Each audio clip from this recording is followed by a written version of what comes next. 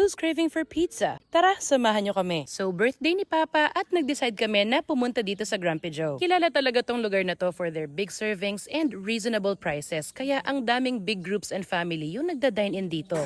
Happy birthday, happy birthday, happy birthday to you. Oh, ayan, di ba? Medyo permanent kasi yung suplado look ni Papa. Yan na yung happy face niya. Sobrang dami pa ngang ibang nagsiselebrate ng birthday sa araw na to. Apart from these na na-videohan ko, meron pang mga 6 pa na ibang nagsiselebrate. And it just so happened na halos ka-birthday pala ni Papa itong Grumpy Joe Pampanga. Kasi 2nd year anniversary pala nila ngayong August 13. At isi-celebrate nila yan ngayong buong linggo magmula August 12 hanggang 18, kung saan with every 3,000 peso purchase ay makakakuha ka ng kahit alin sa mga merch na to. Tapos eto na, isa-isa nang sineserve yung mga order natin. Ako kasi ilang beses na rin naman kaming nagbalik dito ng friends ko, pero si Mama and Papa first time nila. And nabigla rin sila dun sa serving size niya considering the price. Hindi mawawala sa mga orders ko dito yung garden salad. Meron niyang apples, grapes, oranges, nuts, and fresh vegetables. And yung mayo-based dressing niya, ang sarap. Isa pa sa mga gustong-gusto ko dito,